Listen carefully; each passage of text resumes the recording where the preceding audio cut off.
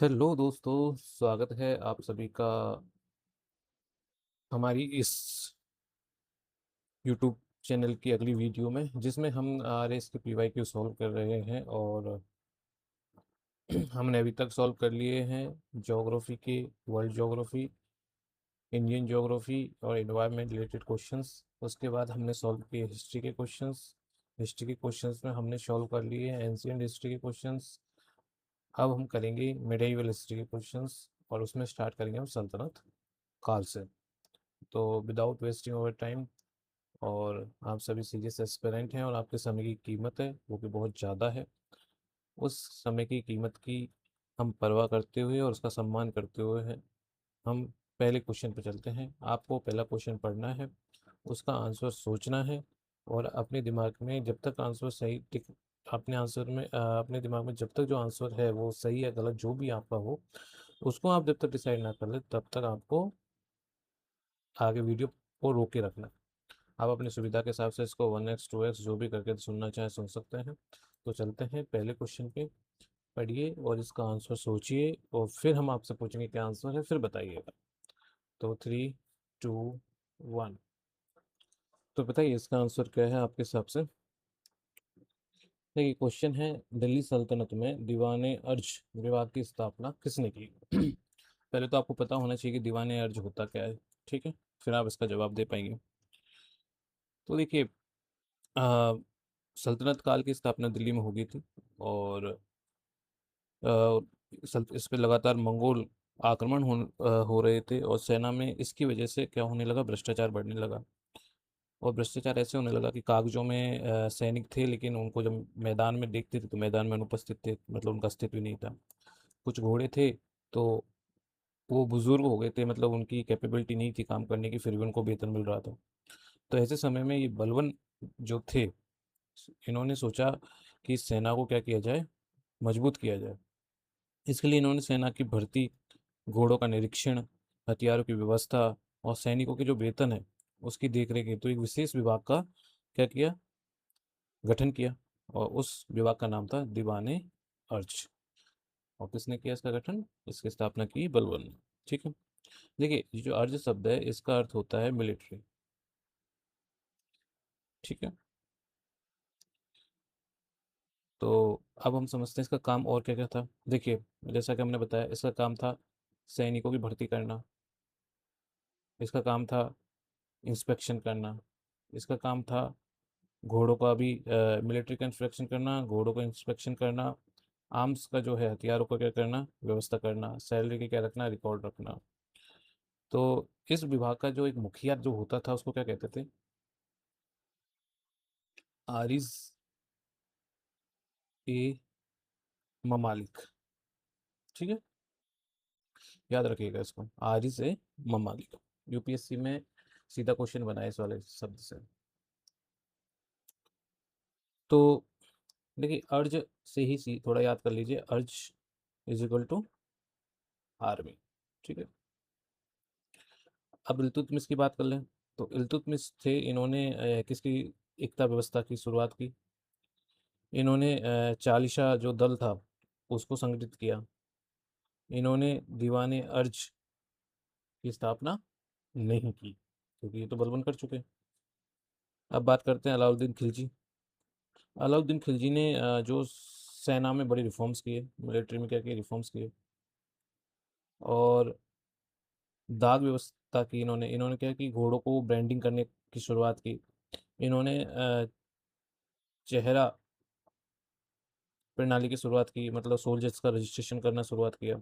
इसने market market control लागू किए। अ, लेकिन ये इसका दीवाने अर्ज से इसका कोई संबंध नहीं है। फिरोज तुगलक की बात करें तो दीवाने खैरात की स्थापना की, किसकी, दीवाने खैरात। एक और इन्होंने एक चीज की और स्थापना की थी, इन्होंने एक विभाग की और स्थापना की थी, वो थी दीवाने बंदगान। अच्छा, इनको मेजरली जाना जाता है कैनाल्स के निर्माण के लिए, और ये इनके मुख्य कार्य थे। आगे क्वेश्चन इन पे बन सकते हैं। तो देखिए, दीवाने वजारत की हम बात करें तो ये किससे संबंधित है? ये है फाइनेंस से संबंधित। अगर हम अर्ज की बात करें तो अर्ज का क्या हो गया? Army, correct. अगर हम आपसे बात करें इंशा की, दीवान इंशा की, तो ये हो गए पत्राचार, रॉयल कॉरस्पॉन्डेंस जो होता था उसके लिए रेस्पॉन्सिबल होता था। और दीवान रसालत की बात करें तो ये था फॉरेन अफेयर्स के संबंधित। और इवन रिलीजियस अफेयर्स से, धार्मिक और विदेशी जो मामले थे उनसे संबंधित ये विभाग थे। अब हम पूछ रहे हैं आपसे कि दाग और चेहरा किसने शुरू किया? तो आप बता पाएंगे क्या? बताइए। ये शुरुआत किया एक अलाउद्दीन खिलजी ने। तो फटाफट बताइए। दीवान अर्ज, मिलिट्री डिपार्टमेंट। अर्ज ए ममालिक, head of military department. Balban ने फाउंड किया। अलाउद्दीन ने क्या किया? दाग और चेहरा प्रणाली स्टार्ट की। फिरोज ने क्या किया? दीवान खैरात और दीवान बंदगान की शुरुआत की। ठीक है। तो आपसे अगर पूछे कि सेना विभाग की स्थापना किसने की, तो वो तो आ जाएगा बलबन। और अगर आपसे पूछा जाए कि भाई हॉर्स की ब्रांडिंग और चेहरा, सैनिकों की पहचान के लिए जो चेहरा सिस्टम था वो किसने शुरुआत किया, तो आपके दिमाग में तुरंत आना चाहिए अलाउद्दीन खिलजी। चलते हैं नेक्स्ट क्वेश्चन पे। पढ़िए। 3, 2, 1। हम बताइए इसका आंसर क्या है। देखिए क्वेश्चन है, निम्न में से कौन सा युग्म सम्मिलित नहीं है। जनरली ऐसे क्वेश्चन पूछे जाते हैं कि वुमन रूलर और उनका किस किंगडम से संबंध है, कौन सा रीजनल किंगडम से वो बिलोंग करती हैं। तो ये हमें पता होना चाहिए। मोटे मोटे जो महत्वपूर्ण महत्वपूर्ण जो शासक हैं या शासिकाएं हैं उनका पता होना चाहिए। देखिए इसमें ऑप्शन में है रजिया सुल्तान दिल्ली, बहादुर शाह गुजरात, बाज बहादुर मालवा और चांद बीबी अवध। ठीक है। तो मध्यकालीन भारत की हम बात कर रहे हैं। मध्यकालीन भारत में सामान्यतः जो शासन था वो पुरुष शासकों के हाथ में था, लेकिन इतिहास में कुछ ऐसी साहसी महिलाएं भी हुईं जिन्होंने तलवार उठाई, जिन्होंने युद्ध लड़े और उन्होंने पूरे राज्य का शासन अपने हाथ में संभाला। तो रजिया सुल्तान की बात करें तो पहली और एकमात्र महिला सुल्तान बनी। That is correct. गुजरात की जो चांद बीबी हैं, इन्होंने मुग़लों से बहादुरी के साथ युद्ध लड़ा, लेकिन ये अवध से संबंधित नहीं है, तो आंसर इसका डी होगा। मालवा के जो बाज बहादुर हैं, ये संगीत प्रेमी शासक थे। That is also correct. ठीक है। तो चांद बीबी जो है ये अहमदनगर जो सल्तनत थी उससे संबंधित है, अवध से नहीं है। बाद में ये ठीक है, बाद में इनका संबंध बीजापुर से भी देखा गया, लेकिन अवध से इनका कोई संबंध नहीं था। देखिए मेडाइवल हिस्ट्री में कुछ महत्वपूर्ण जो शासिका हैं उनके बारे में जान लेते हैं। ऑप्शन में जो है उनके बारे में पहले जानते हैं। रजिया सुल्तान के बारे में जाने तो दिल्ली सल्तनत में ये रहीं और 1236 से 1240 तक इन्होंने शासन किया। भारत की पहली और एकमात्र महिला, वो भी मुस्लिम सुल्तान बनी, मुस्लिम महिला सुल्तान बनी। और ये किनकी पुत्री थी? ये थी इल्तुतमिश की पुत्री, है ना। और चांद बीबी की बात करें तो चांद बीबी ये अहमदनगर से संबंधित थी, बाद में बीजापुर से इनके संबंध रहे। इसको बोलते हैं हीरोइन ऑफ अहमदनगर। और ये अकबर की जो सेना थी उसके साथ फाइट की इन्होंने, वो भी बहादुरी के साथ। रजिया सुल्तान की हम बता चुके हैं, सही है। बहादुर शाह जो है ये गुजरात से संबंध रखते हैं, ये भी सही है। और गुजरात के सल्तनत के प्रसिद्ध शासक थे। इनके युद्ध हुए वो एक तो हुए हुमायूं से, और कुछ पुर्तगालियों से भी इनके संघर्ष रहे। और 1535 में इन्होंने दीव जो क्षेत्र है इनकी वजह से महत्वपूर्ण बना। और एक चीज़ ध्यान रखिएगा, दो शासक आते हैं हमारे मिडिवल हिस्ट्री में, एक तो आते हैं बहादुर शाह, एक आते हैं बहादुर शाह जफ़र। तो ये दोनों अलग अलग शासक रहे हैं। और बहादुर शाह जफ़र जो व्यक्ति है, ये व्यक्ति मुग़ल हैं, इनसे मुग़ल से संबंध रहा है इनका। तो अब नेक्स्ट है बाज बहादुर। ये मालवा से संबंधित थे। बाज बहादुर के बारे में ये है कि ये मालवा के एक तो अंतिम शासक थे। और रानी रूपवती का आपने नाम सुना होगा, रूपमती, सॉरी, से इनकी प्रेम जो कहानी है वो काफ़ी प्रसिद्ध रही।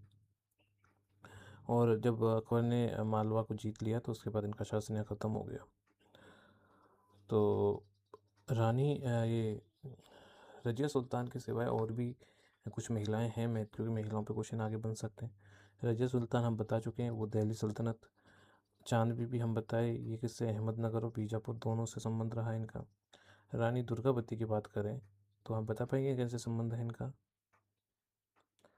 रानी दुर्गावती का संबंध था गोंडवाना से, ठीक है। और रुद्रमा देवी का बता सकते हैं, ये है काकतीय वंश से, ठीक है। तो अब याद रखिए, रजिया दिल्ली, चांद बीबी अहमदनगर, बाज बहादुर रूपमती मालवा, बहादुर शाह गुजरात, ठीक है। तो चांद बीबी जो थी वो एक प्रसिद्ध महिला योद्धा थी। और लोग इसे, अधिकांश बच्चे जो होते हैं मुस्लिम राज्य से जोड़ देते हैं, जो कि गलत हो जाता है उनका आंसर। अब चलते हैं नेक्स्ट क्वेश्चन पे।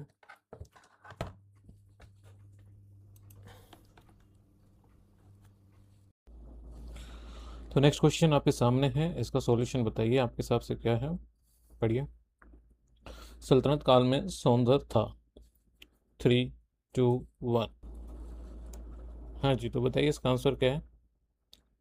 देखिए, क्वेश्चन कह रहा है कि सौंदर्य क्या था, ठीक है। तो देखिए, अगर हम आज के समय में बात करें तो अगर किसी किसान को आज के समय में लोन की ज़रूरत है तो बैंक में जाएगा और लोन लेके आ जाता है। अब आप सोचिए 700 साल पहले की अगर बात हो तो क्या होता हो। तो दिल्ली सल्तनत में जो किसान था उसको उसके कृषि के विकास के लिए जो ऋण और अग्रिम सहायता दी जाती थी उसे क्या कहते थे, सौंदर, ठीक है। तो इसका सही आंसर क्या होगा, कृषि विकास के लिए किसानों को दी जाने वाली ऋण। चलो ठीक है, और क्वेश्चंस को देख लेते हैं, और ऑप्शंस को देख लेते हैं इसका। तो देखिए, पहला है भू राजस्व पर एक उपकर, ये बात गलत है, क्योंकि सौंदर्य में तो ये लोन दिया जा रहा है लेकिन इसमें तो टैक्स कलेक्ट करते हैं। और बी है नहरी जल पर लगाया गया कर, ये बात गलत है, ये आपको कंफ्यूज करने के लिए है, क्योंकि फिरोज शाह तुगलक के समय सिंचाई के लिए नहरें काफ़ी बनाई गई और सिंचाई से संबंधित एक कर लगाया गया जिसे कहते थे हक ए शर्ब, हक ए शर्ब, ठीक है। और ऑप्शन 3 है गंगा के दुआ में लगाया गया विशेष कर। तो ये मोहम्मद बिन तुगलक के समय की बात है और दोआब की जो राजस्व नीति की और ये बिंदु था। और इसमें क्या था कि गंगा और जो यमुना का दोआब है उसमें भू राजस्व की मांग क्या है, उसको बढ़ाया गया।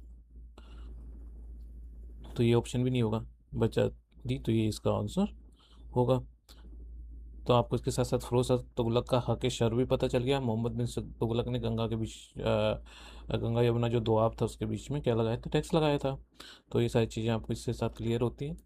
बाकी इसमें ज़्यादा कुछ है नहीं, क्योंकि ये क्वेश्चन टर्मिनोलॉजी से रिलेटेड है और टर्मिनोलॉजी में क्या होता है कि देखिए, आपको उस टर्म से रिलेटेड कुछ पता है तो आप लगा पाएंगे।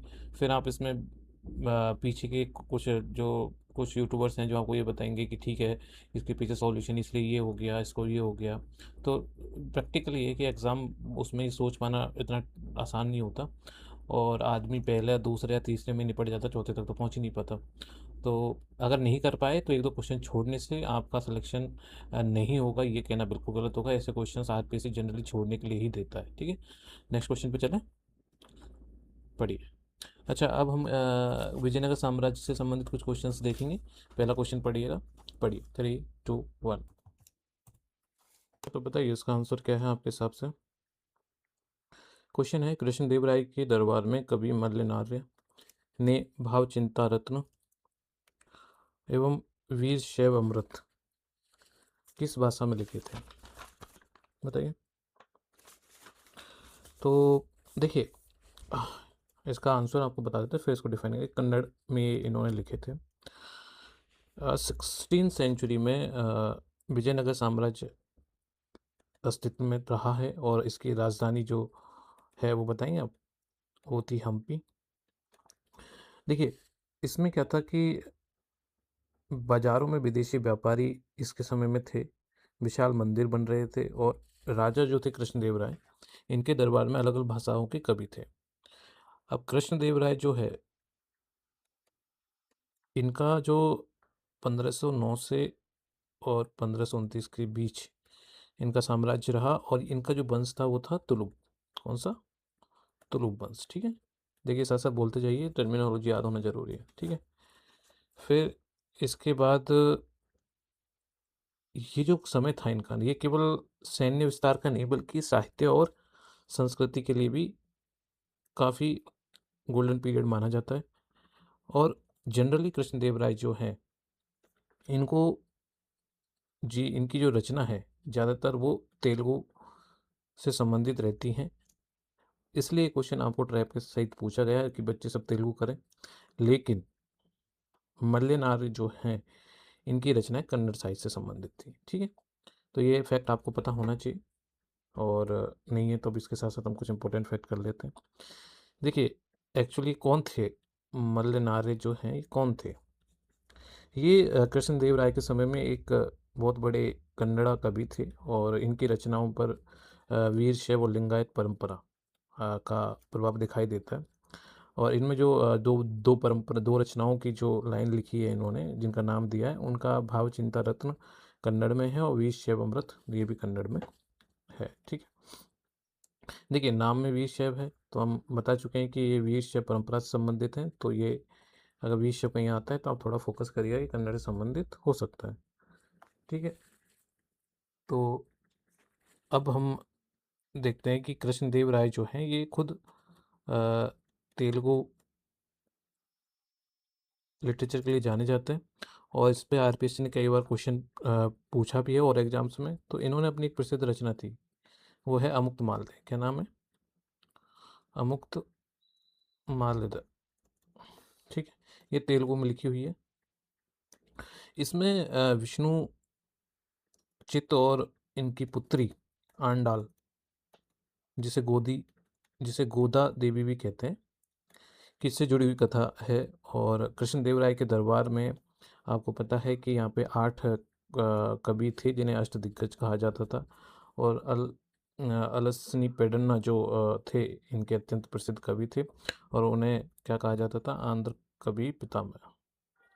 आंध्र कविता का क्या कहा जाता है? पितामह। कौन? अलसानी पेडन्ना, ठीक है? तो अब आपको चीज़ कुछ याद हुई होंगी कि मल्लेनार जो है कन्नड़ भाषा में लिखी, कन्नड़ भाषा में लिखते थे मल्लेनार, और भाव चिंता रत्न और वीर शैव आत्मरत जो है वो नहीं की है। कृष्णदेव राय की बात करें तो ये तेलुगु में लिखते थे, अमुक्त माल्यद इन्होंने लिखा, अलसनी पेडन्ना ये भी तेलुगु में लिखते थे और आंध्र कविता पितामह कहा जाता है। तो ये चीज़ें आपको थोड़ा पता होना चाहिए था। अब बात कर लेते हैं थोड़ा तुलुक वंश की, अगर यहाँ पे आए तो देखिए तुलुक जो डायनेस्टी है, इससे संबंधित रहे कृष्णदेव राय और इन्हें विजयनगर साम्राज्य में जो ये शासक रहे और हम्पी उसकी क्या रही? राजधानी। ये तो बेसिक फैक्ट्स हैं। इनके शासनकाल में जो विजयनगर साम्राज्य जो था वो राजनीतिक और सांस्कृतिक शक्ति के चरम पर पहुंचा। और इम्पोर्टेंट चीज़ एक और है यहाँ पे कि हजारा राम टेम्पल और विट्ठल मंदिर परिसर के मंदिर परिसर जो है जैसे स्थापत्य भी इससे संबंधित रहे और इनसे क्वेश्चन कई बार पूछा गया, स्थापत्य से संबंधित जब क्वेश्चन आते हैं तो चलो इससे संबंधित ये चीज़ें थी। नेक्स्ट क्वेश्चन पे चलते हैं। बढ़िया। 3, 2, 1। तो बताइए, कर चुके हम इस क्वेश्चन को पहले वाले क्वेश्चन में? हाँ, तो आपने सबने ध्यान से सुना है।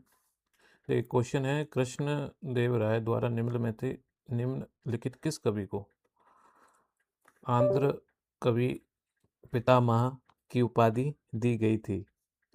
इसका आंसर है अलसानी पेडन्ना। यही पढ़े थे हम अभी थोड़ी देर पहले।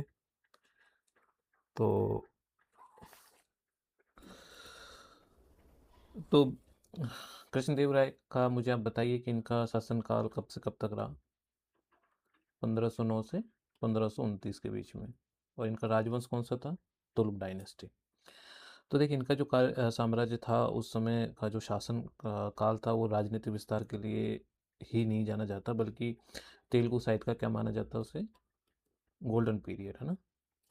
तो और हम पहले ही बताए कि इनके जो दरबार में 8 प्रमुख तेलुगु कवियों का क्या था, एक समूह था, जिसे क्या कहा जाता था? अष्ट दिग्गज। इसमें अलसानी पेडन्ना जो थे सबसे प्रतिष्ठित कवियों में से एक थे, और उन्हें आंध्र कविता का पितामह कहा जाता है, ये हम आपको बता चुके हैं। अच्छा, इनकी प्रसिद्ध अगर कोई रचना की बात करें तो आप मुझे बता सकते हैं कौन सा है? जी हाँ, मनु चरित्रम। ठीक है।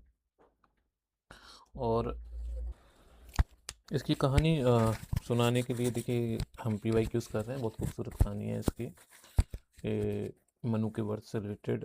तो हम इसको सुनाते, लेकिन क्योंकि हमारा अभी जो टॉपिक है वो PYQs करना है, तो इसको हम अलग से क्लास लेंगे तब आपको सुनाएंगे।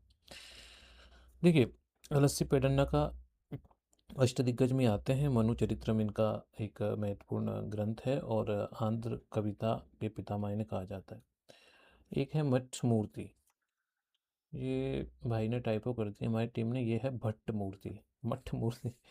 चलो कोई नहीं, टाइपो हो रही है, इसका मतलब ये है कि इंसान है। अगर ये टाइपो हो रही है, इसी से इंसान का होना पता चलता है, उसको सुधारने के लिए इंसान है, नहीं तो सब चीज़ AI है फिर तो अगर एब्सॉर्डिटी दिखती है कहीं पे, असंगतता दिखती है कहीं पे, तो आप ये समझिए कि वहाँ पे इंसान है। तो जस्ट मनाइए है, मशीन से नहीं, आप इंसान से बातें कर रहे हैं। तो ये जो भट्ट मूर्ति थे, ये इसका बिल्कुल आंसर है ही नहीं, क्योंकि ये आंध्र कविता पितामह वही कहलाते हैं। लेकिन ये उनके अष्टदिग्गजों में थे। इनका एक नाम से और जाना जाता है इनको, वह है राम राजा भूषणोडू। ठीक है। फिर आता है तेलानी रामकृष्ण, ये भी अष्टदिग्गज जो संबंधित कवि हैं, लेकिन ये आंध्र कविता पितामह नहीं कही जाते हैं। और इनसे संबंधित और चीज़ ये जाननी चाहिए आपको, ये इन्होंने पांडुरंग महात्म्यम महात्म्यम की इन्होंने रचना की। पिंगली सूरना की हम बात करें तो ये सुरन्ना है, तो भाई हमारी टीम को माफ़ कर देना थोड़ा।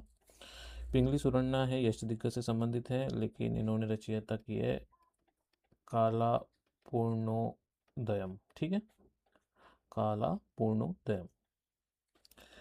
तो कृष्णदेव राय स्वयं एक विद्वान थे, उनकी प्रसिद्ध तेलुगु रचना अमुक्त मालदे है। तो राजा की अमुक्त मालदे और पेदन्ना की मनुचरित्र, याद रखेंगे इस चीज़ को। तो ठीक है, हमने इससे इंपॉर्टेंट फैक्ट किया। चलते हैं नेक्स्ट क्वेश्चन पे, पढ़िए। 3, 2, 1। तो देखिए इसमें एक टाइपो है इस क्वेश्चन में, उस टाइपो की वजह से ही आप कंफ्यूज हो सकते हैं। यहाँ संस्कृत एवं तमिल एग्जाम में दिया था। चलो देखते हैं। निम्नलिखित कथनों पर विचार कीजिए और दिए गए कोड का प्रयोग करते हुए सही उत्तर का चयन करिए। कथन एक है, कृष्णदेव राय ने अमुक्त मालदे की रचना की, जो कि सही बात है। ये कृष्णदेव राय केवल शासक ही नहीं थे, स्वयं एक विद्वान और लेखक भी थे। अमुक्त मालदे उनकी प्रमुख तेलुगु रचना है, और इसकी विषय जो है वो है वैष्णव भक्ति। ठीक है।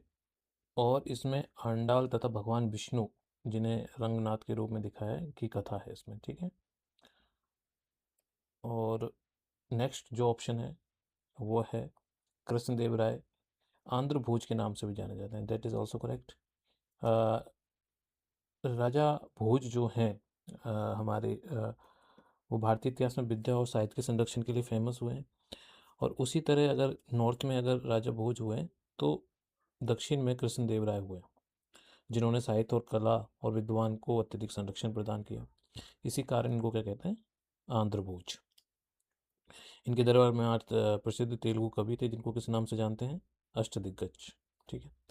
अगला क्वेश्चन ऑप्शन है, कथन है, इनके दरबार को अलस्सी पेडन्ना नामक राजकवि सुशोभित करता था, दैट इज करेक्ट। जो संस्कृत और तेलुगु दोनों भाषा में ज्ञाता था, that is also correct. But यहाँ ऑप्शन तेलुगु नहीं था, ये तमिल था, टाइपो हुआ यहाँ पे, इसको सुधार लीजिएगा। इसलिए ये स्टेटमेंट अल्टीमेटली रॉन्ग हो जाता है यहाँ पे तमिल होने की वजह से। ठीक है। तो ऑप्शन 1 और 2 सही हैं इसके। ठीक, तो चलते हैं नेक्स्ट क्वेश्चन पे। ये तो सारी चीज़ें हम पहले पढ़ चुके, तो उससे क्वेश्चन है, पढ़िए। 3, 2, 1। तो ये तो आपको पता ही होगा इस क्वेश्चन का आंसर। अष्टदिग्गज किस राजा से संबंधित है? कृष्णदेव राय। इसके बारे में बताने की ज़रूरत नहीं है कि सैन्य शक्ति के लिए तो जाने जाते थे, बल्कि तेलुगु साहित्य और के लिए फेमस रहे हैं।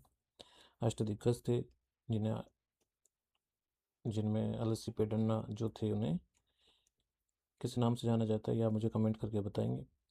और ऑप्शंस को देख लेते हैं। देखिए, शिवाजी जो है, ये मराठा साम्राज्य इनका रहा है, और इनका जो प्रसिद्ध मंत्री परिषद है, उसके समूह को किस नाम से जानते थे? अष्टप्रधान। तो ये ऑप्शन आपको ट्रैप दिया था यहाँ पे कि डायरेक्ट आप इसको पढ़े और डायरेक्ट आंसर को ये मार दें टिक। और फिर हम बात करें राजेंद्र प्रथम, तो ये चोल शासक हैं और समुद्री अभियानों के लिए जाने जाते हैं, और गंगई गंगई कोंड चोलपुरम से संबंधित रहे। यशोवर्मन, ये इनका कोई अष्टदिग्गज से कोई संबंध नहीं है, तो अष्टप्रधान और अष्टदिग्गज आप इसके साथ याद रखिएगा। चलते हैं नेक्स्ट क्वेश्चन पे। अब हम अगला क्वेश्चन जो करेंगे, वो हम करेंगे art and culture, sorry, art and literature, और ये किसकी होगी? मध्यकाल की। ठीक है, अब हम पहला क्वेश्चन आपके सामने मध्यकालीन इतिहास के आर्ट एंड कल्चर से ये है, पढ़िए और इसका आंसर सोचिए। बताइए। निम्नलिखित में से किन इमारतों का निर्माण सम्राट शेरशाह के द्वारा कराया गया? तो देखिए, सासाराम का मकबरा और किला ए कोहिनूर मस्जिद जो है, दोनों ही जो हैं, ये की गई हैं शेरशाह द्वारा निर्मित।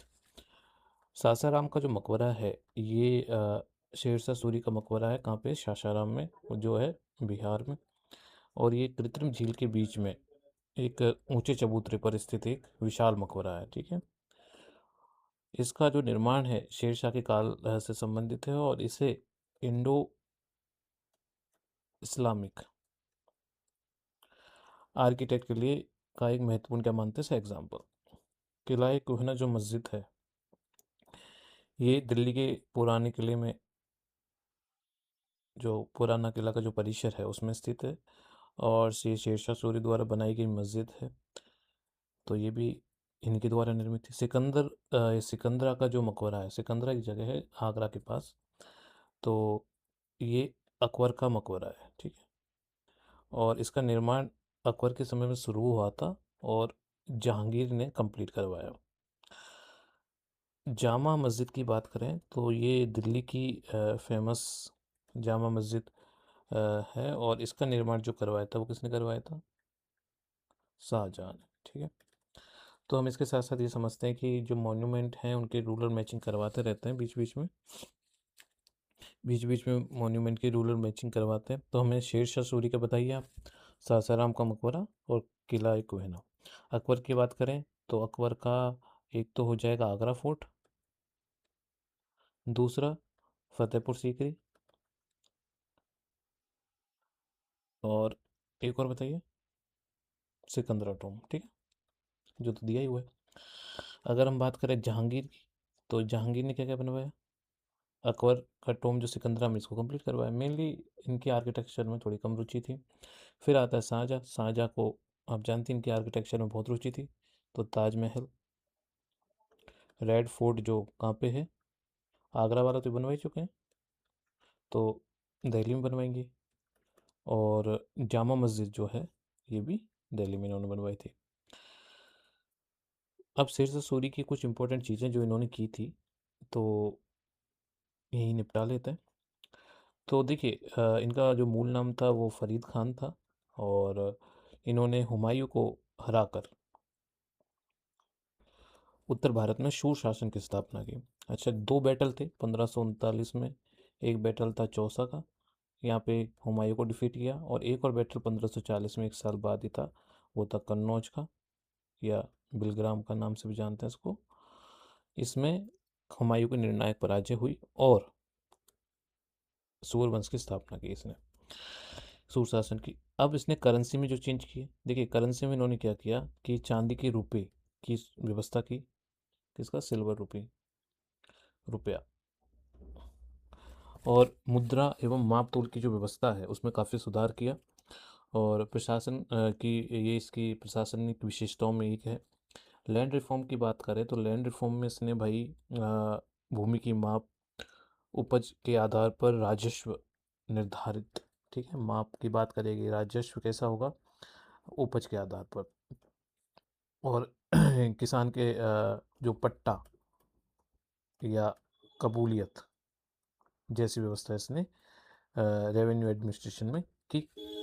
अगर हम बात करें रोड और कनेक्टिविटी की, कम्युनिकेशन की बात करें, तो इसने सड़कों के विकास को महत्व दिया, ठीक है।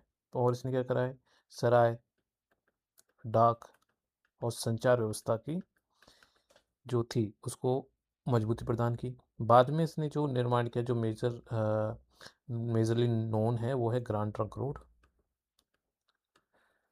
के विकास में इनका जो भूमिका वो आप जानती हैं, द्वितीय। फिर बात करते हैं तो डेथ, इनकी डेथ जो थी ये 1545 की समथिंग होती है। और ये जो कलिंजर के किले की जो घेराबंदी कर रहे थे उस दौरान बारूद फटने के वजह से घायल हुए, उसके बाद उनकी मृत्यु हो गई, ठीक है। तो अब चलते नेक्स्ट क्वेश्चन पे,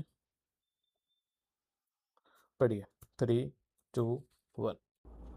तो चलिए, हाँ जी बताइए इसका आंसर क्या है आपके। किस सूफी संप्रदाय का प्रचार मुख्यतः सिंध, मुल्तान और पंजाब तक सीमित था। ये सूहरावर्दी थे। और देखिए, जो चिश्ती थे ये थे दिल्ली और अजमेर के आसपास, और इवन उत्तर भारत का हिस्से में इनको बोल सकते हैं। और अगर हम भारत के यहाँ चिश्ती हो गए, और यहाँ सोहरावर्दी, सिंध सोहरावर्दी थे, मुल्तान, सिंध और पंजाब, ठीक है। देखिए सोहरावर्दी जो सिलसिला था, इसकी स्थापना को लोकप्रिय करने का अगर श्रेय जाता है वो है बहाउद्दीन जकारिया का, बहाउद्दीन जकारिया। और इनका जो मुख्य केंद्र था वो मुल्तान था। तो आप इसको याद रखेंगे, सोहरावर्दी की ट्रिक, कि बहाउद्दीन जकारिया और मुल्तान। कादरी जो सिलसिला था ये भारत में इसके जो प्रमुख प्रसारक थे वो थे मियाँ मीर। और मुगल राजकुमार दारा सिकोह जो थे वो कादरी परंपरा, विशेषकर से मियाँ मीर और मुल्ला शाह से काफ़ी प्रभावित थे। न- नक्शबंदी जो था ये इसके प्रमुख, भारत में अगर इसके प्रमुख नामों की बात करें तो ख्वाजा बकी बिल्ला जो थे वो प्रमुख रहे, और उनके एक शिष्य थे शेख अहमद सरहिंदी, ठीक है। और शेख अहमद सरहिंदी को अ, मुजद्दिद अल्फ ए सानी के नाम से भी जानते हैं। इम्पोर्टेंट नहीं है, बट ये आप ख्वाजा बकी बिल्ला और उनके शिष्य शेख अहमद सरहिंदी नक्शबंदी से संबंधित है, ये याद रखना है आपको। अब सोहरावर्दी की बात कर चुके हैं हम, ये बहाउद्दीन जकारिया और मुल्तान इसका प्रमुख सेंटर रहा। चिश्ती की बात करें तो चिश्ती जो है ये भारत में ख्वाजा मोइनुद्दीन चिश्ती जो कि अजमेर में इनकी दरगाह है से संबंधित रहे। और इनके बाद कुतुबुद्दीन बख्तियार काकी, कुतुबुद्दीन बख्तियार काकी जो थे वो प्रसिद्ध रहे। एक और थे बाबा फरीद और निजामुद्दीन औलिया, ठीक है। ये संत जो थे ये चिश्ती परंपरा से संबंधित रहे हैं। तो मैं अगर आपसे पूछूं तो सिलसिला आप बताएंगे, और मैं उसके मुख्य संत कौन थे और इम्पोर्टेंट उनका जहाँ कहाँ से वो संबंधित थे ये आप मुझे बताएंगे। तो बताइए, चिश्ती सिलसिला मोइनुद्दीन चिश्ती करेक्ट। और इम्पोर्टेंट जगह अजमेर करेक्ट। अगर हम करें सोहरावर्दी की बात तो बहाउद्दीन जकारिया, बहाउद्दीन जकारिया और मुल्तान, ठीक है। और कादरी सिलसिला की बात करें तो मियाँ मीर और लाहौर याद रखिएगा मेन इनका, और दारा सिकों को आप याद रखेंगे क्योंकि इसकी कहानी हम बताएं आपको, इनका संबंध इनसे रहा। और नक्शबंदी की अगर हम बात करें तो बकी बिल्ला और sir Ahmad, sorry Ahmad sir Hindi, ठीक है। शेख अहमद सर हिंदी है, ठीक है। और इनका जो प्रभाव रहा वो मुग़ल पीरियड में काफ़ी ज़्यादा प्रभाव इनका रहा। देखिए, ये दो सिलसिले हैं जिनको आपको थोड़ा उनके विचारधारा अगर आपको पता हो तो बेहतर है। एक है चिश्ती सिलसिला और एक है सोहरावर्दी, ठीक है। तो चिश्ती सिलसिला जो था ये पारम ये लोग जो थे सत्ता से दूर थे इस परंपरा में, और सरल जीवन जीते थे। ये इनकी प्राथमिकता रहती थी। जबकि सोहरावर्दी जो लोग थे ये शासक वर्ग से संपर्क में रहते थे, संपत्ति रखते थे ये लोग, और राजकीय अ, सेवा में ये लोग रहते थे। जबकि चिश्ती जो थे वो सत्ता से काफ़ी दूर रहते थे।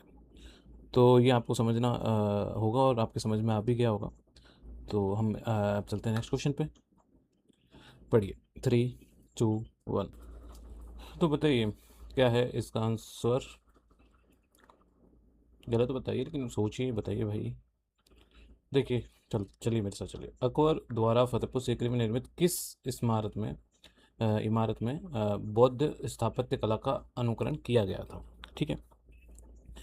तो पंचमहल जो हम उसका स्ट्रक्चर देखेंगे अभी थोड़ी देर में, तो आपको समझ में आएगा कि इसमें जो बौद्ध स्थापत्य कला का थोड़ा बहुत अनुसरण किया गया है।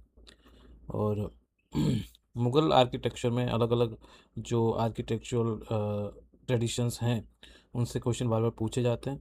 तो हमें सिर्फ उनका ये नहीं पता कर लेना कौन सी इमारत किस जगह सफिशिएंट नहीं होगा, थोड़ा डीप डाइव करना पड़ेगा। देखिए, पंचमहल फतेहपुर सीकरी में है और ये 5 मंजिल स्तंभ युक्त मंडप है, ठीक है। देखिए 5 मंजिल है, स्तंभ युक्त मंडप है। और इसकी मंजिलें जो हैं ऊपर जाते जाते छोटी होती जा रही है, देख रहे हैं आप, छोटी होती जा रही है। और इसकी जो खुली स्तंभ युक्त, देखिए स्तंभ है सारे पे, खुली स्तंभ युक्त और क्रम से घटती हुई जो ये संरचना है, ये बौद्ध विहार के में भी ऐसे ही स्ट्रक्चर देखने को मिलते हैं और उसके जो प्रभाव को ये प्रदर्शित करती है। इसलिए क्वेश्चन हमारा यही था। अब और ऑप्शंस की बात कर लेते हैं। देखिए, शेख सलीम चिश्ती का जो मकबरा है ये फतेहपुर सीकरी में है और ये सूफी संत थे, उनका मकबरा है। और अकबर में ये अ, जो अकबर का और शेख सलीम चिश्ती के जो ये सूफी संत इनके गहरे संबंध थे। बुलंद दरवाज़ा की बात करें तो गुजरात विजय के समय ये बनवाया गया था। अ, इसे हम विक्ट्री मॉन्यूमेंट की तरह भी याद कर सकते हैं।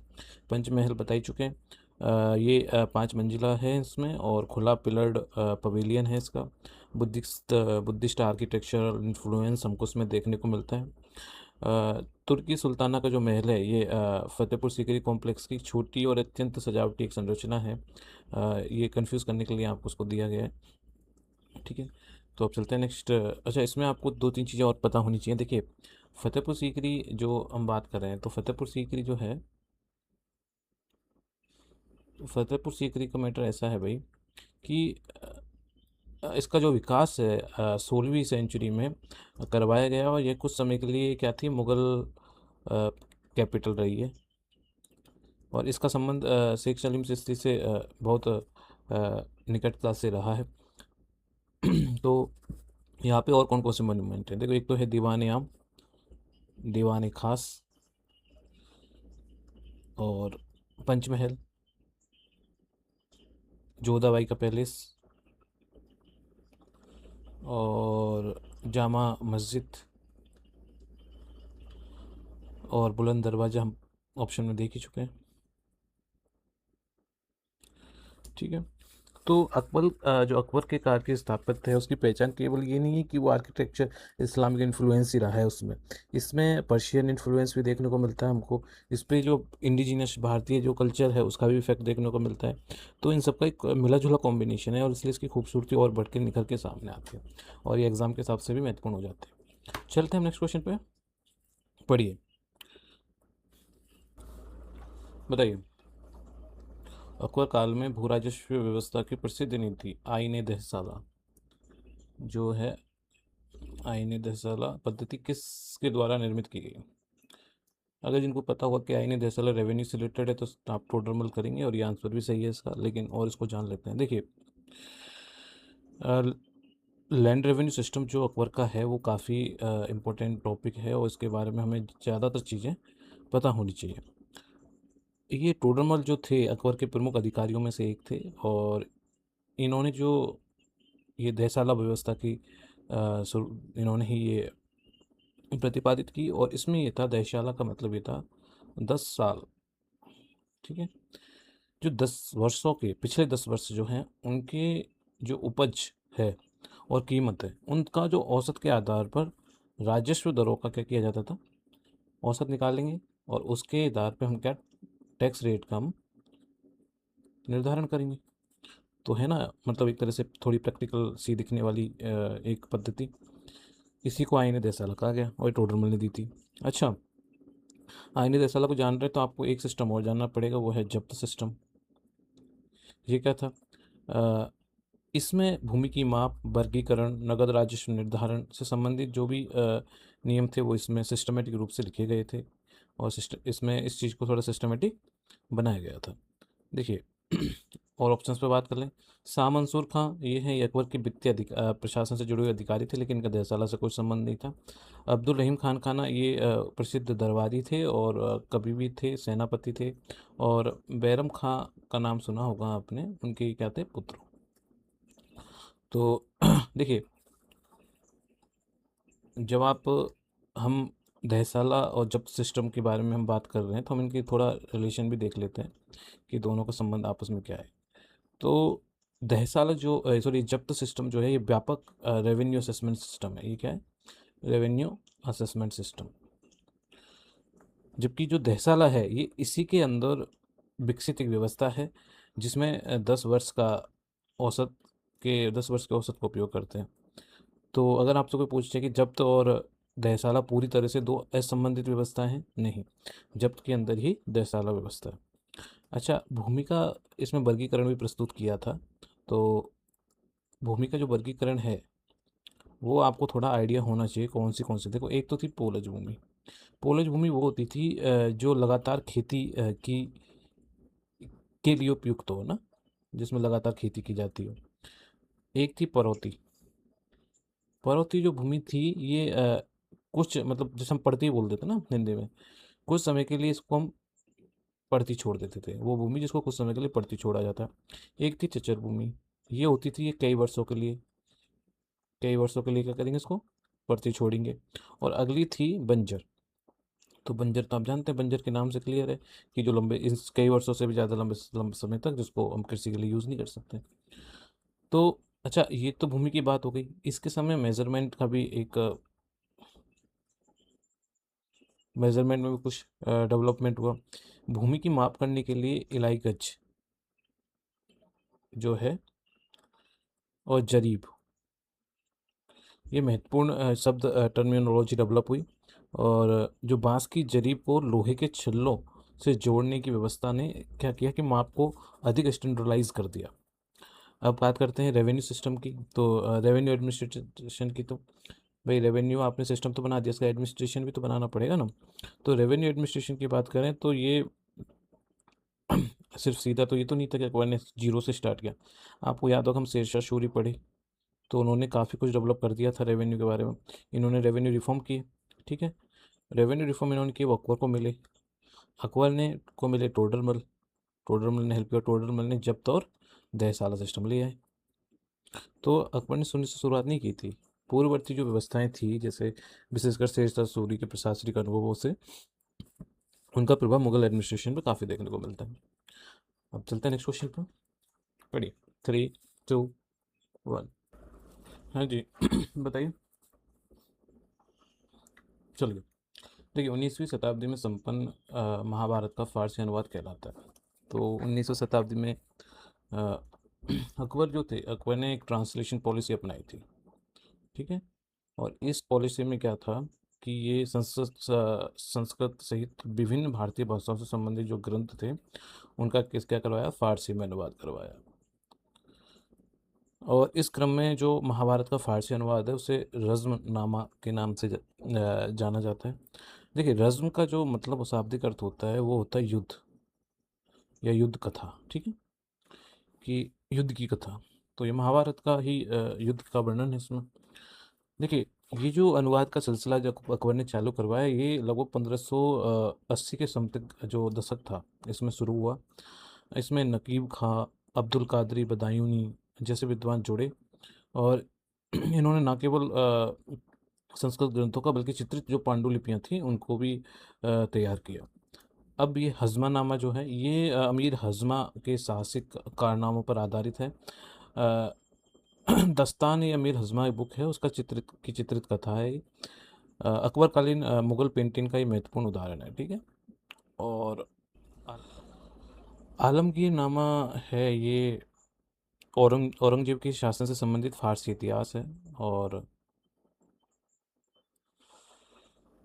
मिर्ज़ा मोहम्मद काज़मी जो मिर्ज़ा मोहम्मद काजिम जो हैं इनसे संबंधित हैं। बादशाहनामा जो है ये शाहजहाँ के शासनकाल का दरबार इतिहास है। विशेष रूप से अब्दुल हामिद लाहौरी जो हैं वो इससे संबंधित रहे। और रज़्मनामा हम पढ़ ही चुके हैं। तो देखिए, अकबर ने जो एक मकतब खाना बनाया था, कहाँ बनाया था ये बता सकते हैं? तो अकबर ने मकतब तो उसको मोटा मकतब खाना बनाया। कहाँ पे? जिसको अगर हम कहें इंग्लिश में तो ट्रांसलेशन ब्यूरो। ठीक है। और ये फतेहपुर सीकरी में स्थापित किया और इसका ट्रांसलेशन का काम था। ठीक है। तो रामायण का भी इन्होंने ट्रांसलेशन करवाया और इवन पंचतंत्र का भी फारसी में ट्रांसलेशन हुआ। और इवन रामायण का तो हुआ ही और महाभारत का तो आप बता ही चुके हैं आपको पहले। तो ये थोड़ी आपको उनकी वर्डिंग याद रखनी पड़ेगी। तो देखिए, ट्रांसलेशन सिर्फ ऐसा नहीं था कि सिर्फ ये ट्रांसलेशन से वो कहानी सुनानी थी, बल्कि ये संस्कृत और फारसी जो है इसका क्या था, इन दोनों भाषाओं का इंटेलेक्चुअल इंटरेक्शन था। और विभिन्न परंपराओं को समझने की एक व्यापक जो सांस्कृतिक नीति था, उस नीति जो है हो सकती है उसका ये हिस्सा था। क्योंकि देखिए, किसी देश की अगर आपको उसकी संस्कृति समझनी है तो आपको हो सकता है उसके नए नए रूल आपको बार बार जब घटनाएं हो तब समझ में आए, या फिर उस देश की कोई एक विशेष कहानी होगी जो लोकप्रिय होगी। अगर आप उस कहानी को पढ़ लेंगे तो उस देश के सारे घटनाक्रम आपको समझ में आ जाएंगे। बच्चा पैदा होता है तब क्या होता है, बड़ा होता है तब क्या होता है, जब वो शादी हो जाती है उसके बाद क्या होता है, मृत्यु से पहले क्या होता है, बुढ़ापे उससे पहले अपने बच्चों के लिए क्या सोचता है। ये सारी घटनाक्रम उस समाज में एक परिवार के और एक समाज में क्या परंपराएं रीति हैं वो सारी उस कहानी के थ्रू समझ में आती है। तो ये एक तरह से दो संस्कृति का कॉम्बिनेशन का एक आसान तरीका हो जाता है जब कोई चीज़ ट्रांसलेशन मिल जाए। अब आपको चाइनीज़ मान लो कोई ग्रंथ पढ़ने को मिले, कोई फेमस ग्रंथ जो चाइनीज़ स्पिरिचुअल ग्रंथ हो, तो आप उससे ये समझ पाएंगे कि वहाँ के लोगों के खान पान का कैसा है, वहाँ के बच्चों का जीवन कैसा है, बुजुर्गों का जीवन कैसा है, युवाओं का जीवन कैसा है, राजाओं का जीवन कैसा है। तो ये एक कहते हैं कि किताब जो होती है वो पूरी संस्कृति का आईना होती है। जैसे एक मूवी जो होती है वो भी किसी संस्कृति का आईना होती है। किसी संस्कृति को समझना है तो उससे संबंधित मूवी देख लीजिए, आपको समझ में आ जाएगी चीज़ें। तो आप एक सिविल सर्वेंट की तैयारी सिविल सर्वेंट बनने जा रहे हैं, सिविल सर्विस की तैयारी कर रहे हैं, तो आपको मूवी वगैरह देखते रहनी चाहिए, अच्छी मूवी। ठीक है, हर कुछ नहीं। तो चलो नेक्स्ट क्वेश्चन पे पढ़िए। 3, 2, 1। तो बताइए क्या है इसका आंसर। चलिए हम बताते हैं। देखिए, मध्यकालीन एक ग्रंथ है जिसको जो है मान कौतूहल की इसकी जो विषय वस्तु है वो क्या है। तो देखिए, मान कौतूहल वो हिंदुस्तानी शास्त्रीय गायन के रागों का क्या है, एक संकलन है। ठीक है, इससे संबंधित है।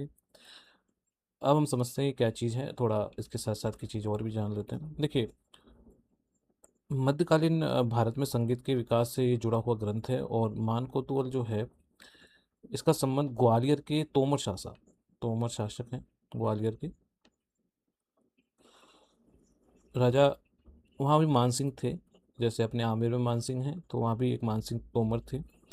इनके संरक्षण में के संरक्षण से के समय इनका इसका विकास हुआ। मानसिंह तो तोमर जो थे संगीत के बड़े संरक्षक रहे हैं, और इनके काल में ग्वालियर जो है वो उत्तर भारत का संगीत का महत्वपूर्ण क्या बना, केंद्र बना। इस ग्रंथ में तात्कालिक जो राग थे और संगीत परंपरा थे उनसे संबंधित जानकारी संकलित है इसमें, इसलिए इसका आंसर अपना होगा बी।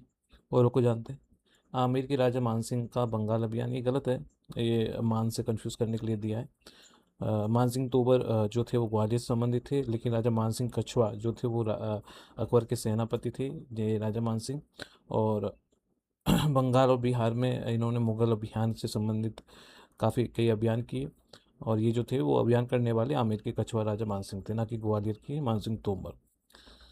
रानी नागौर की रानी मानकबर के मनोविनोद की कहानियाँ नहीं और साहित्य पहेलियाँ हैं, ये भी इसका आंसर नहीं है। देखिए, जब साहित्य की बात आई तो कुछ चीज़ें आपको पता होना चाहिए। राजा मानसिंह तोमर जो थे अ, ये हम आपको बता चुके हैं ग्वालियर से संबंधित रहे हैं।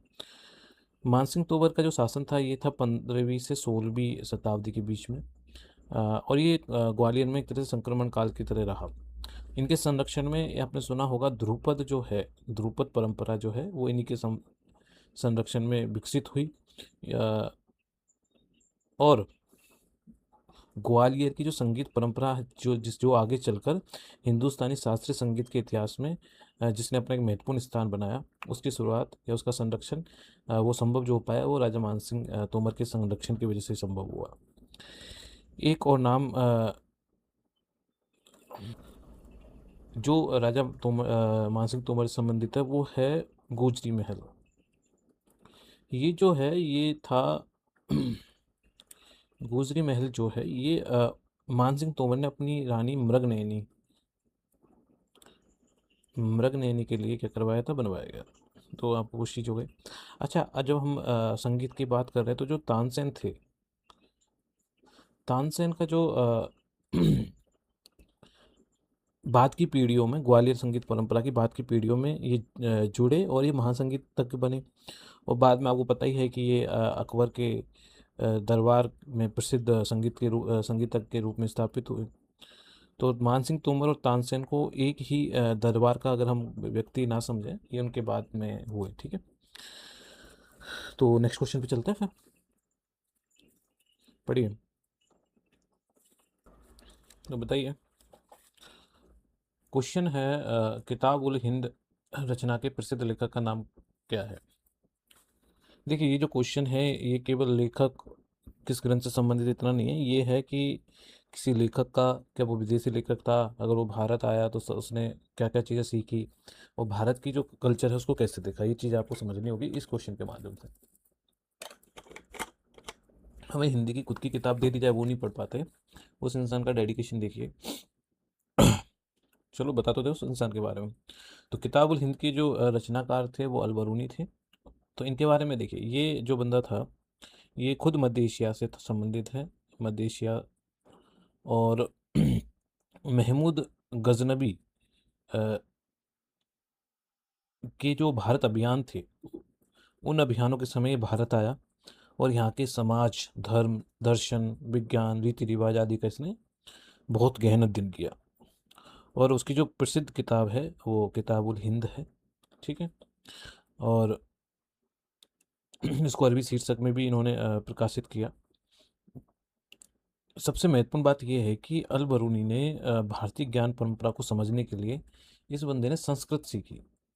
हम हिंदी की बुक नहीं पढ़ पाते खुद की भाषा की, इसने उस नॉलेज को सीखने के लिए संस्कृत सीखी। अब आप देखिए कि जिज्ञासा होना कितना जरूरी है। बिना जिज्ञासा के आदमी क्या है, मर जाता है। ठीक है, जिज्ञासा होना बहुत जरूरी है।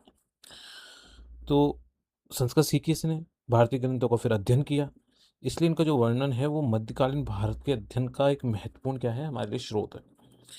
हसन निज़ामी की बात करें, देखिए हसन निज़ामी जो थे ये बंदे, इन्होंने एक ताज उल माशिर बुक लिखी।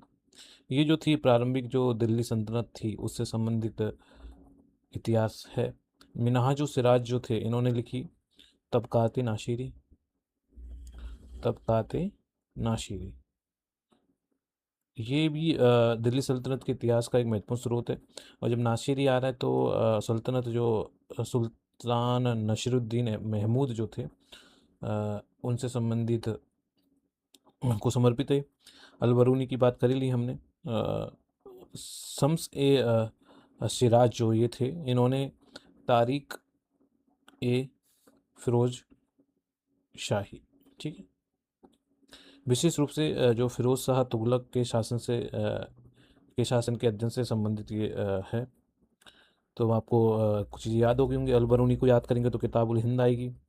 और किसके समय आई? महमूद गजनबी के समय आई। चलो मेरे से सर बोलिए। हसन निज़ामी ताजुल माशिर, अर्ली दिल्ली सल्तनत इसमें इसका वर्णन है। मिनहास उस सिराज, तबकात नाशिरी, नासिरुद्दीन महमूद, शम्स ए सिराज, हाँ, इनका तारीख फिरोज शाही, फिरोज शाह तुगलक से संबंधित, ठीक है। तो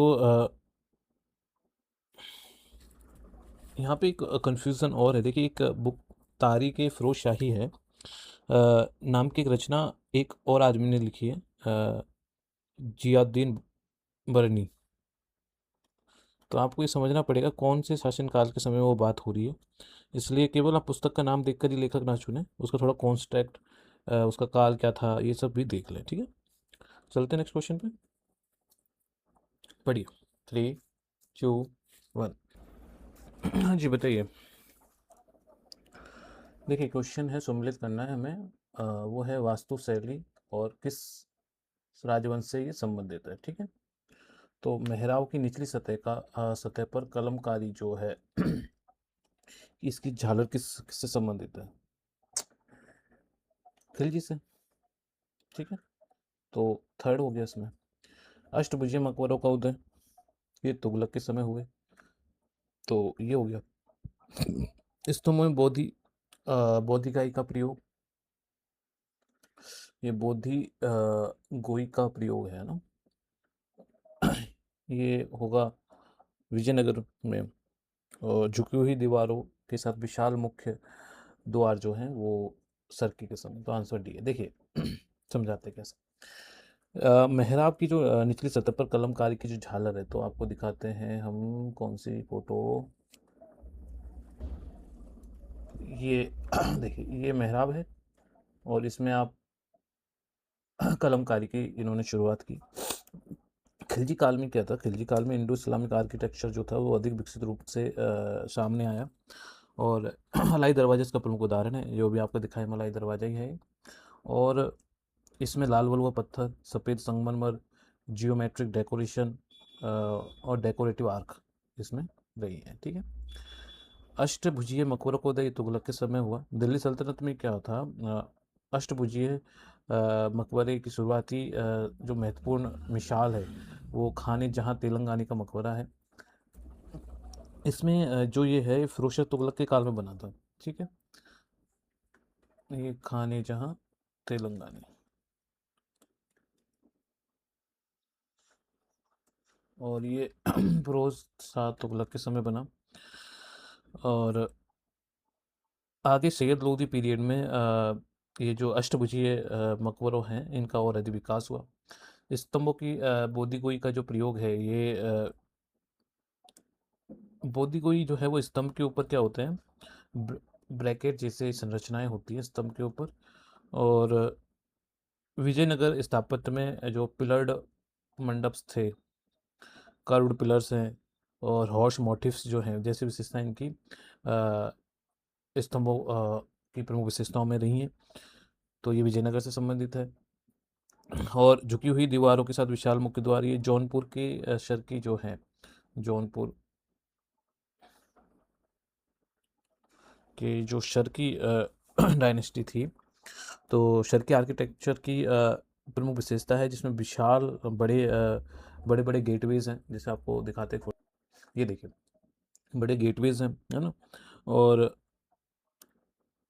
ढलान युक्त और झुकी हुई दीवारों का प्रभाव हमें इनमें देखने को मिलता है।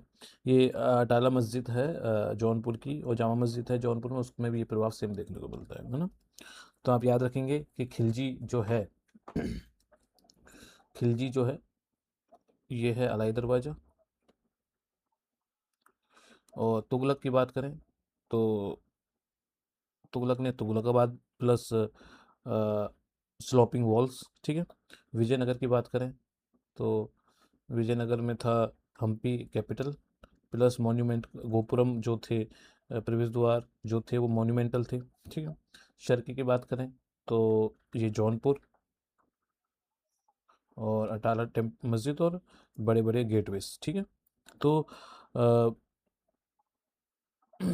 मेन तो ये आर्किटेक्चर का थोड़ा डीप क्वेश्चन था।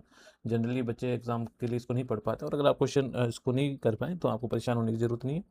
आप एक दो क्वेश्चन ऐसे स्किप कर सकते हैं, क्योंकि हमें कुछ क्वेश्चंस हमारा कॉस्ट बेनिफिट एनालिसिस भी देखना पड़ेगा कि जितना आप समय दे रहे हैं तो क्या आपको उससे उतना मिल पा रहा है जितना आपने उसको समय दिया है। क्या पता आप इतना ही समय किसी और टॉपिक पे देते तो आप दो क्वेश्चन और कर पाए। तो अगर ऐसे क्वेश्चन आपसे स्किप हो जाते हैं तो निराश होने की ज़रूरत नहीं है, क्योंकि एक एस्पिरेंट को स्पोर्ट स्पिरिट में रहना चाहिए। स्पोर्ट स्पिरिट का मतलब होता है, धोनी को देखें आप, क्या कभी उस बंदे ने एक मैच मान लो जिसमें उसका परफॉर्मेंस है वो बिल्कुल ख़राब रह गया, तो क्या वो ये कहता है कि मैं अगला मैच खेलूंगा ही नहीं? वो अगला मैच के लिए दोबारा प्रिपरेशन करके आता है। हो सकता है उसमें भी खराब चल रहा हो, फिर तुम्हें पता है फॉर्म खराब चलते हैं फिर इनकी, कि भाई धोनी फॉर्म में नहीं है, फलाना प्लेयर फॉर्म में नहीं है। वो कितना बुरा फेज रहता होगा कि जब वो फॉर्म में नहीं आ पा रहा, मतलब बैक टू बैक फेलियर। और हम एक फेलियर में, हमें हमारा परिवार हमारा समाज सिखाता है कि एक फेलियर आ गई तो अब आप मर जाओ, बच्चे सुसाइड कर लेते हैं। तो हर एक एस्पिरेंट के लिए स्पोर्ट स्पिरिट होना बहुत ज़रूरी है। आपकी जो स्पिरिट है, आपके अंदर की जो आत्मा है वो स्पोर्ट टाइप की होनी चाहिए, ठीक है। गिर गए, खड़े हो गए, फिर गिर गए, फिर खड़े हो गए, फिर गिर गए, फिर खड़े हो गए, कभी तो आप ऊपर जाओगे ना। और इस बीच में जो आपकी लर्निंग्स हैं, they are treasures for you. वो आपका खजाना है, क्योंकि जो आदमी गिर गया है ना, वो आदमी कभी जो आदमी गिर गया है, जो आदमी कभी गिरा नहीं है और उसने गिरने का एहसास नहीं लिया, तो वो कभी ना कभी गिरेगा। जो जितना लेट गिरेगा उसको उतना ही दुख ज़्यादा होगा। जो बच्चा पहले गिर लेगा वो चीज़ होगा। तो हम समाज में लोगों को असफल होना वो एक तरह से कलंक देखते हैं। ये असफल होना लर्निंग्स का एक फेज़ है, और जो इंसान जितना असफल होता है वो इंसान उतना ही व्यवहारिक होता है, ध्यान रखिएगा। आप व्यवहारिकता बढ़ जाती है असफलता के साथ, सफल आदमी उतना व्यवहारिक नहीं हो पाता है। और आप उसका नतीजा देखते हैं कि जल्दी जो कम रैंक में कम एज में चले जाते हैं सेलेक्ट होके, तो कभी कभी कुछ ऐसे कांड करते हैं कि वो फिर ब्रेकिंग न्यूज़ बन जाते हैं। तो सबसे बड़ी लर्निंग होती है सफलता। चलो नेक्स्ट क्वेश्चन में चलते हैं, पढ़िए। 3, 2, 1, बताइए।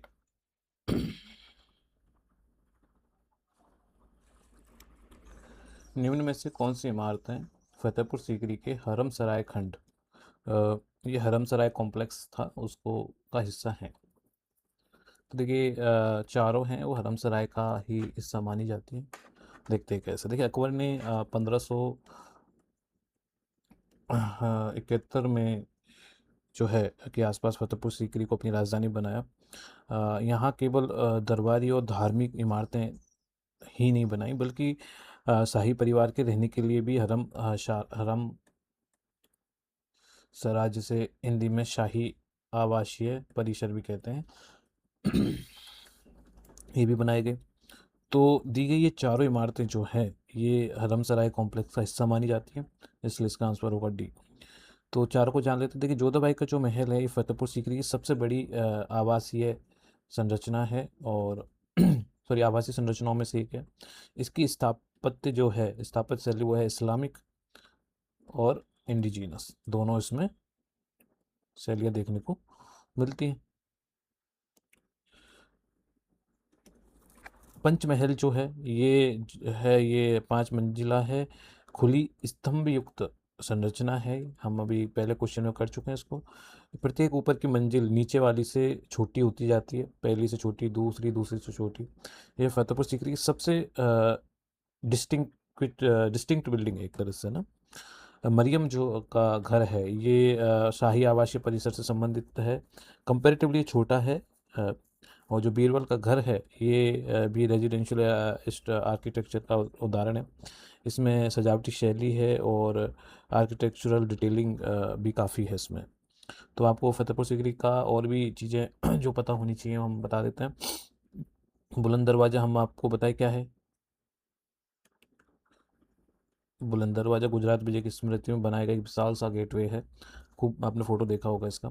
जामा मस्जिद जो है ये फतेहपुर सीकरी की धार्मिक परिसर है, जो शेख सलीम चिश्ती की यहाँ पे दरगाह है। जो सूफी संत हैं शेख सलीम चिश्ती की दरगाह है, जामा मस्जिद कॉम्प्लेक्स में है। दीवान ख़ास और दीवान आम, ठीक है। दीवान ख़ास है ये, इसमें सेंटर में पिलर है और ये इसकी खासियत है। इसकी फ़ोटो आप सर्च करिएगा। दीवान ख़ास सार्वजनिक ये दरबार से संबंधित है। एक है इबादत खाना।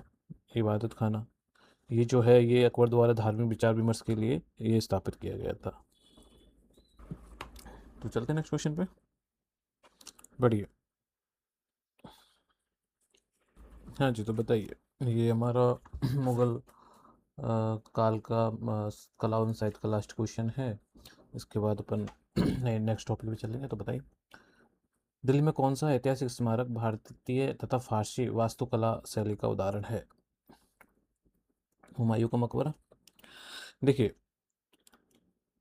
हुमायूं का जो मकबरा है ये हुमायूं की मृत्यु के बाद उनकी हाजी बेगम के संरक्षण में बनाया गया और इसका निर्माण 1560 के दशक में हुआ।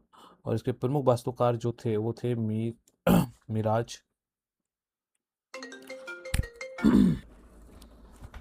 मिर्ज़ा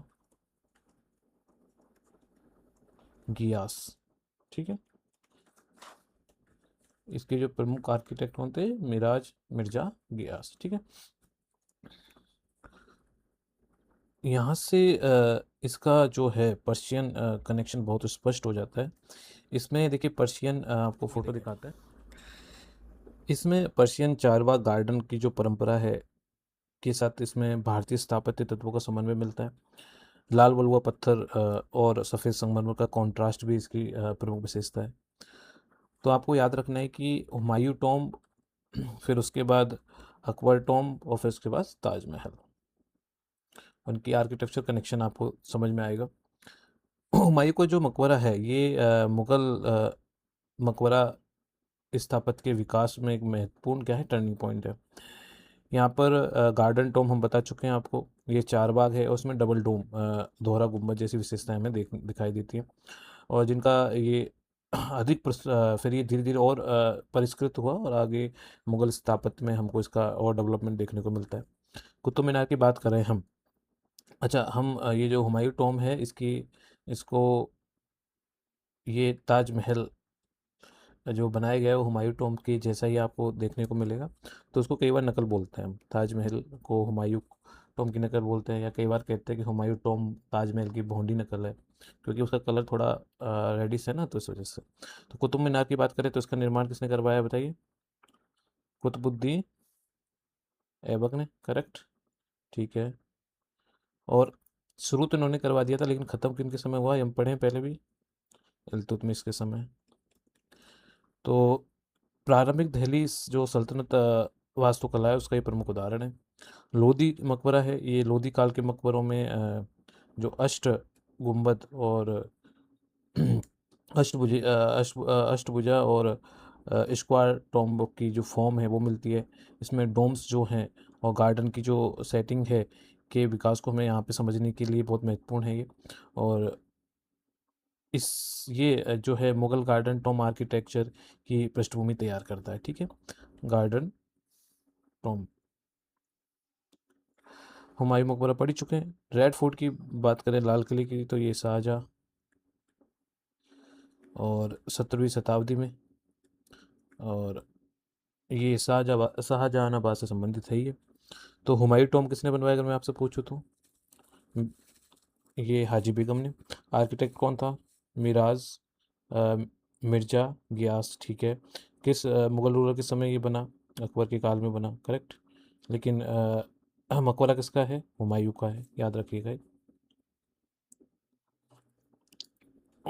कहाँ? दिल्ली के निज़ामुद्दीन में स्थित है। अच्छा, क्या यूनेस्को वर्ल्ड हेरिटेज साइट में है? डेफिनेटली है।